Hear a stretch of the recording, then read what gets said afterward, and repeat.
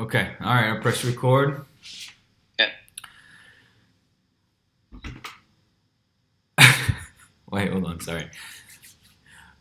Hola, ¿qué pasa, campeones? Welcome back to part two of this split episode of El Clásico preview. Real Madrid, Fútbol Club Barcelona. As I promised earlier today, I'm here with Kian Sobani of the boss of SB Nation's Managing Madrid platform. Kian, welcome to your D-Spot debut, I should say, in fact. Gracias. I'm very humbled to be here before you today on my D-Spot debut. Never been on this show. It feels weird that you're hosting me, but I'm just here to talk some shit. That's all I'm here for. Good. That's what we do on D Spot. Talk a whole bunch of shit, and if it's shit about Madrid, then all the better, of course. So, who better to invite on the show than the main man of managing Madrid? As I mentioned to you guys earlier today, I obviously did a kind of part one preview where we talked a lot about the manner in which the two teams are arriving at the Clasico, who is favorite. In my opinion, Madrid has to be considered the favorite, what possible formations that they're going to play. And I wanted to invite Kian on because Kian had not only a conversation with Zizou, he had the most of intimate one-on-one conversations with Zizou. Kian, tell us about it. What did Zizou whisper in your ears about this Clasico tomorrow? It unfortunately was the opposite of intimate because, as we all know, for a Clasico, the flurry of journalists who come in from all over makes for a very packed room. So, How many were there? whatever the How many opposite of how many intimate, journalists were there? that's what we had. How many were there, you think? You want me to count a room full of journalists? I don't know, bro. It's impossible. It's craziness, though, isn't it? I will say this: Zidane has always kept his cards close to his hand and doesn't reveal anything ever, whether it's a Clasico or a game against Malaga or Las Palmas or anybody. And so, if you're there to try to get something from him, you won't. In that sense, Zidane is very boring. He doesn't reveal any tactics. He was asked about whether Ter Stegen is one of the best keepers in the world or the best keeper, and just nothing. Kovacic, Bale, will they play? Nothing. Tactics, nothing. He just wants to get out of there as quickly as possible. And he's diplomatic, he's polite, he's boring, and that's the nature of Zidane. So what was supposed to be a very intimate conversation over lunch with me and Zizou transpired into a whole fest of nothingness. I don't got anything else for you, bro. That's disappointing, isn't it, guys? We were here sitting expecting to know if Bale was going to play. I think that probably is on top of all our minds, whether or not he's going to be sitting on the bench or starting with the starting 11. What do you think yourself? I mean, we all know he's going to play. Yeah, he will play, but do you think he'll be starting? I think he'll come off the bench. Yeah. And anything else? I saw you were there at the training ground. I was before when I was doing the part one of this Clasico preview. Some of the comments were coming in that Ronaldo was practicing by himself. He might not be 100%. Is that? No, he's good. He looks fine. As soon as the doors opened to the training ground from the press area, everybody's eyes were just looking for Ronaldo. Is he there? And immediately tweeting, Ronaldo's here, training with the team. Okay.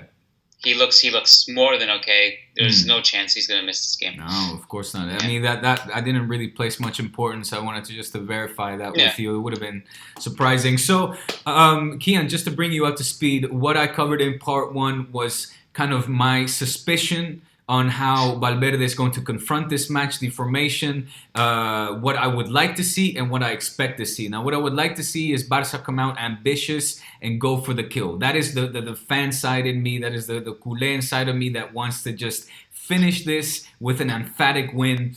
And that is speaking without, say, the mindset of somebody who has a long-term perspective. That is merely kind of the spectacle hooligan side of me that would like to see Valverde come out ambitious with a 4-3-3 with either Sergio Roberto or Denis Suarez up top. Now, I don't expect that. I expect Valverde to come out with a 4-3-1-2. Kind of the pragmatic, say, the pragmatic style of play that has brought a lot of success when we were at Mestalla, when we played Juve, when we played in the Wanda Metropolitano. And I expect that one player to be playing behind Luis Suarez and Leo Messi to be Paulinho, and I expect Sergio Roberto to be with the back four. What do you think yourself? If you have any, thoughts on how Barça is going to be confronting this match? Again, I reiterate, I expect Valverde to come out not wanting to lose this match. Of course, we all realize that this 11-point lead that Barça has at the moment is a great result. If we can come out of the Bernabeu continuing with the 11-point lead, that would be fantastic. Look, in my generation, I mean, in this entire generation, stemming for over a decade now, we've never Barcelona play for a draw. And so whether it's home or away, I think your wish will be fulfilled, because whether they're home or away, Barca does implement their own game. They've always done that. They've never been a reactionary team. They've always been a team to implement their own authority and let it go. There's been times this season where they haven't been able to be fair. So sometimes there's a will, but there is no way. In the Supercopa, they struggled. So, it's interesting how there's so many ways that this could unfold. One is from a Real Madrid fan perspective. A lot of people are asking, will we play counter-attacking? Will we look to play possession-based? And we can do both, and we expect both, and we don't really know what we're going to see more of. Because in the first leg of the Supercopa, we saw this scheme where Ronaldo and Asensio, these guys had so much space, and they were able to use their pace on the counter-attack, and Barca struggled defending those. Mm-hmm. And then in the second leg, it was much more possession build-up. And you remember, it's like indicative of Piqué's reaction, because Piqué in the first leg, he scored the young goal, couldn't keep up with Ronaldo on the counter-attack. And the second leg, he comes off the bench and he's swearing on the bench. He's saying they've never passed around us like this before. And then, the first half of the second half in the Mestalla, when Valverde went there, first half, the counter press from Valverde was unbelievable. Valencia this season, incredible counter-attacking team with Soler and Guedes.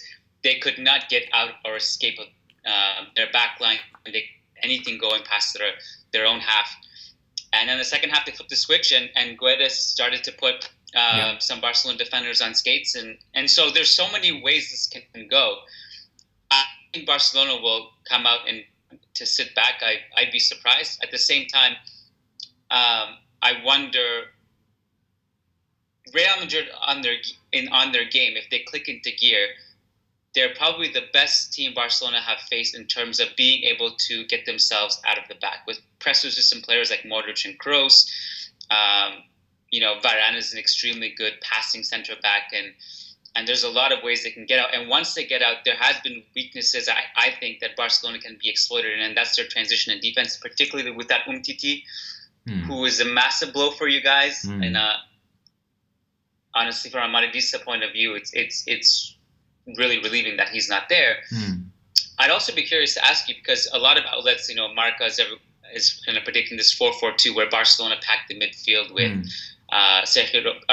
Rakitic, Busquets, Paulinho, and Iniesta, which is not exactly what you were asking for, but a lot of them we don't really know yet, do we? Whether it's Sergio Roberto or Semedo who will start as right back. Because to me, as a Madridista, I'd rather face Semedo, who has started the season really well, but to me, Sergio Roberto on form right now, he's better offensively. He scares me more than Semedo would. Yeah, absolutely. I would definitely agree.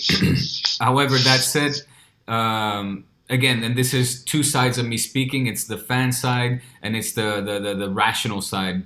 The fan side of me would like to see Semedo join the back four and see Sergio Roberto in a much more offensive position, because that is really where I think he shines. I think Semedo, as you rightly mentioned, has had a great start to the season, and he's dipped form recently without question of a doubt, without shadow of a doubt.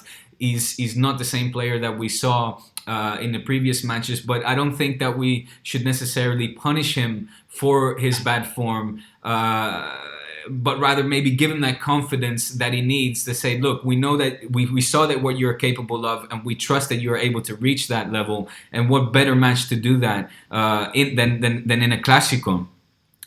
It might be a massive gamble. You might say, why would you do that when the player's not in form? I think we are in a position to take that kind of a gamble, and I would like to see Roberto up with the top three. But again, what I suspect is Sergio Roberto to be with the back four, the mid three to be made up of Iniesta, Busi, and Rakitic, Paulinho to start in front of them, and Messi and Suarez to be the front two, and to basically control the midfield. I'm not expecting a 4-4-2. I don't think a 4-4-2 is what Valverde will come out with.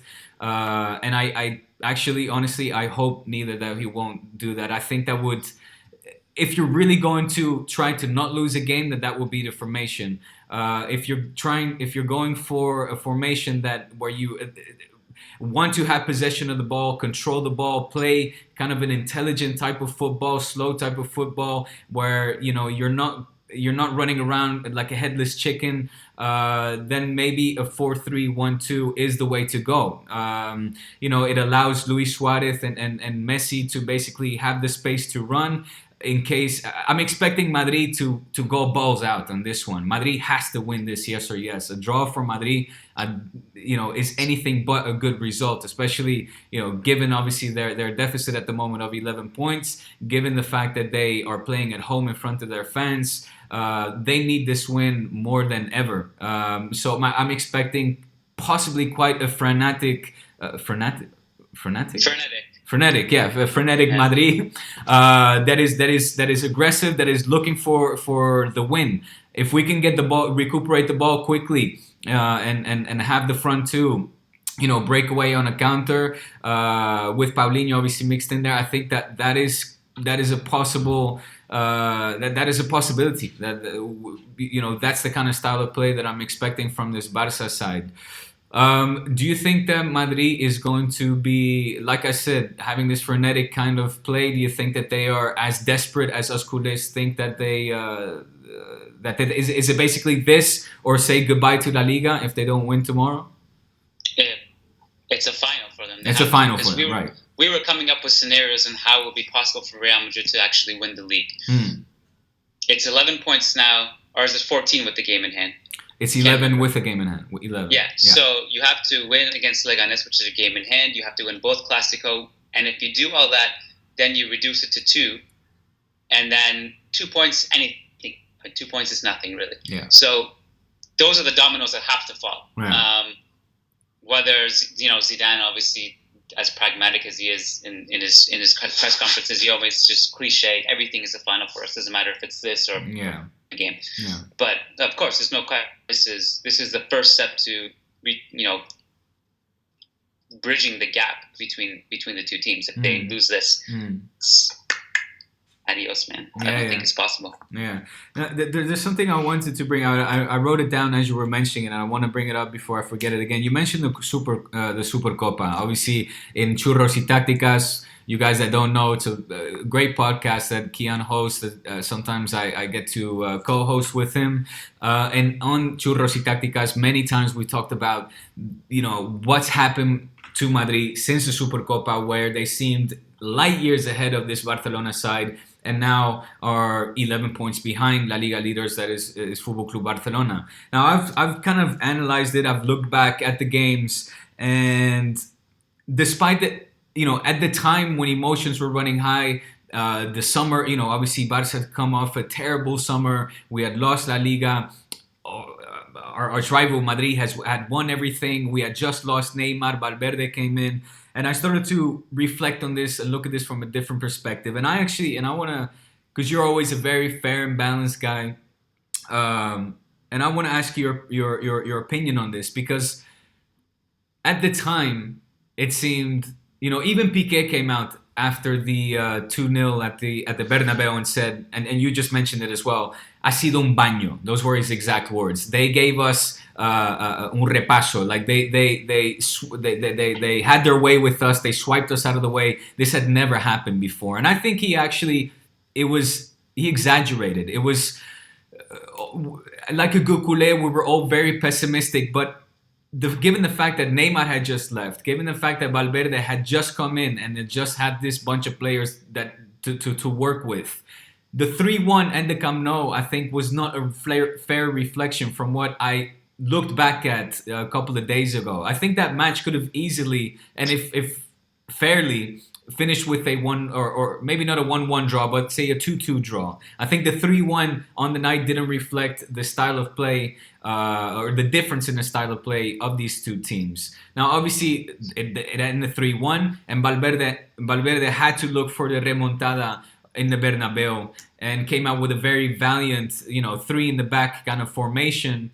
And that match ended 2-0. It ended 2-0, which is neither scandalous. I mean, losing 2-0 at the Bernabeu can happen. And of course, the overall score being a 5-1 reflected a massive gap. But I think it wasn't, again, looking back at it with a cool head, I think the difference even at the time wasn't that big. What do you think yourself? The 3-1 was definitely closer than the 2-0 in the second leg. And obviously the 3-1 also set up dominoes that both mentally and tactically Barcelona were just shifted, were just shaken a bit, which had domino effect the second leg. But I think you're not too off with your assessment. This was a time where everybody looked at Barcelona and it was doom and gloom. Neymar had left, the obvious reasons we kind of just discussed to death. Yeah. And Real Madrid were just flying, like everything coming off the double last season and then into this season. To me, the eye test, Real Madrid were far better. Absolutely. But if you want to say and I'm not taking anything away. Let me make that clear. Madrid, well-deserved, clear winners. Yeah. But I think the difference also was just pure efficiency. When Ronaldo and Asensio could do nothing wrong at that time. Modric and Kroos were playing at an extremely high level. Every single person in the squad was in form. And then that just disappeared somehow. We had sporadic good performances throughout the year against Sociedad and Dortmund, which coincidentally also Bale played in both of those games. And then throughout this kind of resurrection, every time he's come on, everything he's touched has been just turning into gold. But we haven't seen that version of Real Madrid. And kind of like all of a sudden we look back and we're trying to ask ourselves what happened? What did we get wrong when we predicted Barca were in the mud and buried underground and Real Madrid were on cloud nine? I don't know if it was mentally. You could assess things tactically, but the Real Madrid's press just wasn't as efficient. They were giving away a bunch of just easy passes, giveaways in their own third. They, for whatever reason, just were unable to escape a press against Girona. They looked incapable of doing so when they were so elite at it last season. And no one really could. You could see it happening on the pitch, but to ask yourself why, it was, it seemed mental and tactically. Real Madrid, the transition in defense has been terrible this season. It's because they rely on crosses and they flood the final third with players, and nobody. Basically, you're just relying on Varane or Casemiro or Vallejo to kind of just be the last stopgap that passes, and it's unfair to them. It's put a lot of strain on them, and they've looked great. But you can't rely on that consistently. All of a sudden, against Sevilla at home, which I was also in attendance at, everything that was supposed to be working from the Supercopa started to work again. I don't know why, what the timing was, but I think that's one thing that was interesting to note is we've talked ourselves into saying there's a gear Real Madrid have yet to hit.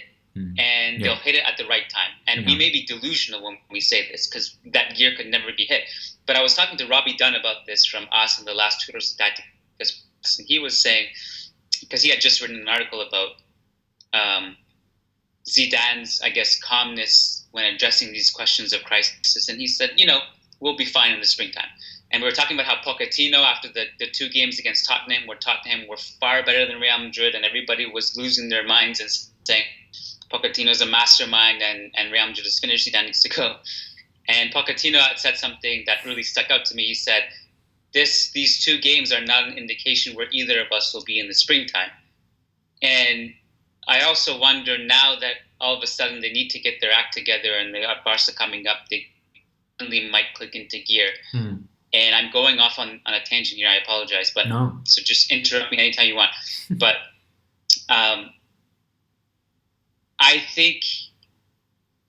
I'm very cautious in saying this because this is more of a Barcelona show, okay? So this may be huge egg on my face as soon as someone listens to it and they'll be like, haha, Keon was wrong. I don't know. But I will say that the crazy gap in points between Real Madrid and Barcelona, I don't see Real Madrid as an underdog for that reason because they seem, I think, and feel free to crucify me on Twitter, whoever's watching this, if both teams are at top gear, I think Real Madrid is the better team.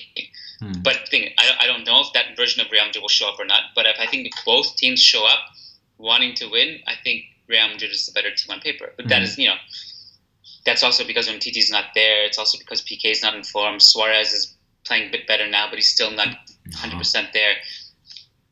And Dembele is not back yet. So yeah, of course. Listen, I would hope and I would expect that you would never be frenado. You would never be hindered or doubt to speak your mind on D-Spot as you do on Churros y Tácticas, or managing Madrid for that matter, where you and your buddies joyously started to diss all culés, calling us scum, calling us I don't know what else. We need to address that point, my friend. We need to address that point at some point. I think I was just listening to that part. No, I heard you say we're scum. Don't even try to backpedal. Yeah, I heard you say we were scum.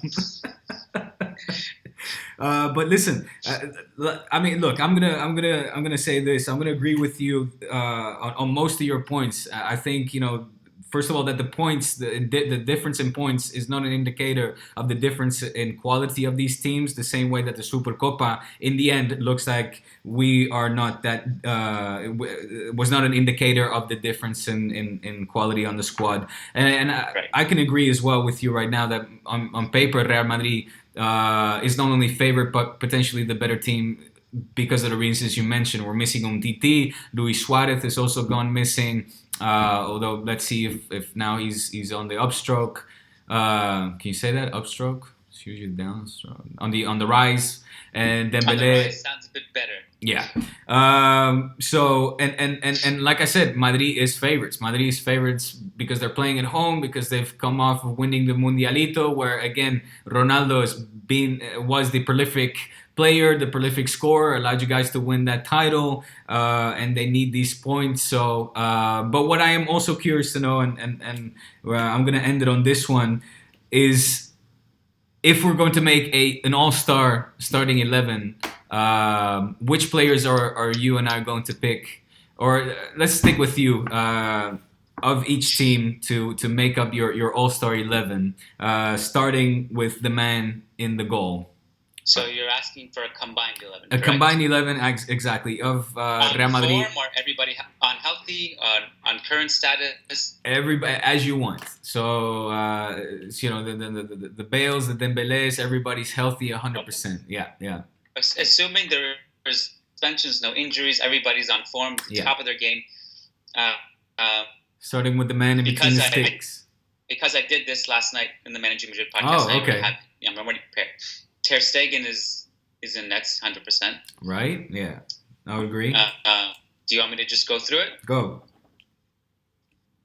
4-man back line of Umtiti and Varane. Carvajal and Marcelo as the wing backs. 3-man midfield of Busi, Modric, and Kroos, and Bale and Messi and Ronaldo. And those three can interchange masterfully, I think. So wait, hold on. Carvajal, Umtiti, Vermaelen, and Jordi Alba, you said? Vermaelen, are you high,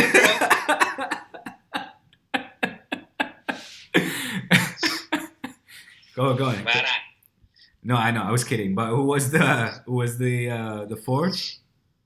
Carvajal, Varane, Umtiti, Marcelo. Oh, Marcelo, right. So that's an interesting one. See, and I saw that quite often.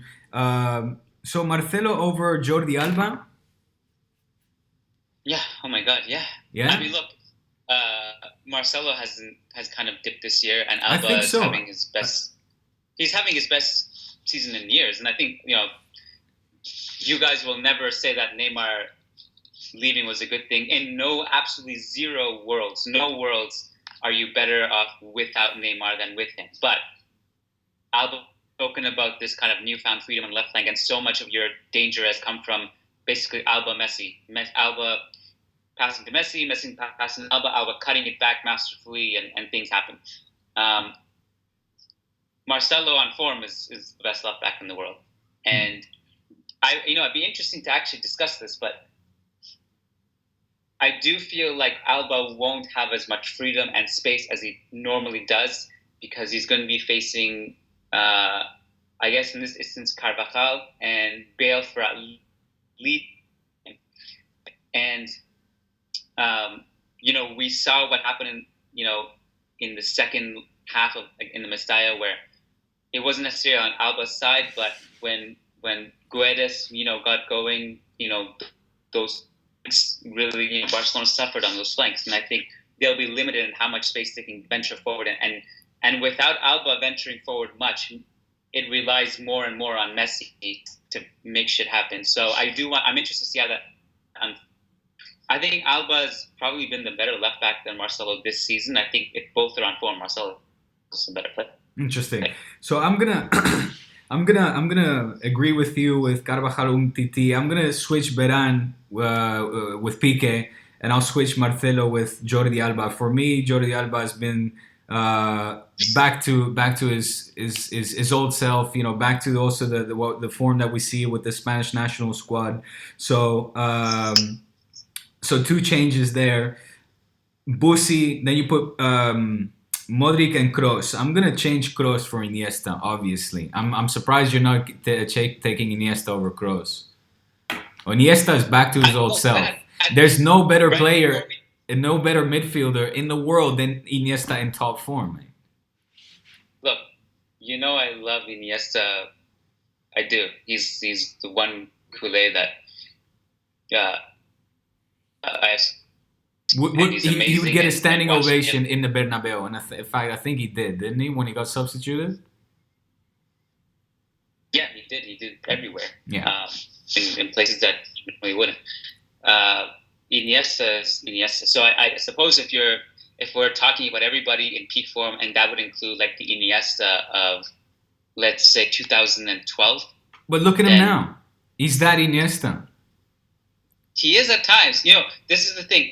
When Iniesta last season, when I should be starting for Spain, people were furious, and I defended him to death. Like, look, you haven't watched Iniesta this season clearly. He's been at a high level. He may have been injured for a chunk of the season. He may be old, but he's still playing at a very high level. Against, who was it that you guys rocked last weekend? He was unbelievable in that game. Yeah, he was amazing. Yeah. I think this season, though, in general, this is the first time I've looked at him and I had moments where I thought to myself, wow, this is not Iniesta anymore. And though he has moments of, against Deportivo and sporadic moments where he's brilliant, I've seen him misplace a bunch of passes that wouldn't have never misplaced. He looks a bit slower, and that's not a knock on him. He's an absolute legend. He's one of the greatest players who have ever played the game. If we're taking 2012 Iniesta or even 2013, 14 Iniesta and putting him in here, no question. If we're talking about Toni Kroos at his peak season, I would take Kroos. But I'm not going to argue this one much with you. I would argue the Piqué one way more than the Piqué Varane swap, way more than the Iniesta one. For me, I mean, Varane is just is injuries, man. Varane, look, healthy. He's been in form for about a year now. He's been almost perfect. His injuries obviously have not been ideal. But I'm surprised because you even told me Piqué was in bad form. I did. And in fact, I'm just reminding myself that I did say everybody at their peak form. So, and I like Varane. I was seriously hoping that he was going to leave Madrid. When there was links, what was it, 2-3 years ago with him going to United, was it? Who knows? I track of transfer rumors. I don't know. And anyway, to move up to your top three, Bale, Messi, Ronaldo, it's hard to argue with that. Bale in tip-top shape is a force to be reckoned with. If we're talking early Madrid Bale or Tottenham Bale, I would agree with you. But the Bale or even this season Bale when he's been healthy, he's been insanely good. With the 2 goals that he scored. The eye test, bro, with Bale. This is the thing. If you're counting on him this season, though, this is the thing. We have to restructure this team completely. He can't be in the team if we're talking about current form. But when he's played, Real Madrid have looked at their best this season with him in the lineup. So, but if we're going on current form, it would probably be Messi, Ronaldo. No. But I told you everybody at their peak, and it's hard to argue with that. Bale, I mean, the front 3 made up of Bale, Messi, Ronaldo. It's case closed, really. It's Done deal. Yeah. All right, man. Well, listen, we're just on 31 minutes, and I'm gonna call this the end of this very special D Spot episode with Kian, the man of managing Madrid, SB Nation's award-winning Madrid platform. Check it out if you're Madridista. And what else you want to plug, Kian? Churros y Tácticas, of course. Go ahead. What else? Churros y Tácticas is a La Liga podcast that Diego often features on. You can search us on iTunes, SoundCloud. It's a La Liga podcast where we talk to various journalists about all the important things in Spain, Spanish football. And if you happen to be a Real Madrid fan watching this, you probably already know about Managing Madrid podcast and everything we do. So I won't plug that. But in case, Managing Madrid, subscribe to our podcast as well. And thank you, Diego. This has been really fun. I appreciate it, buddy. No doubt. Absolutely, Kian. Let's see if we can do this more often. It was good to host you on D-Spot. And, we've got a lot to talk about, of course. When are we talking again? Not Monday, you said on Tuesday, right? Tuesday and Churros y Tácticas, post-game. That's it. All right, my man. Well, listen. Enjoy the Clasico tomorrow. If I don't speak to you before that, have a safe trip back home. Merry Christmas. Enjoy the holidays, and we'll speak Tuesday for sure then. Right back at you, brother. Thank you. Take care. You too, man.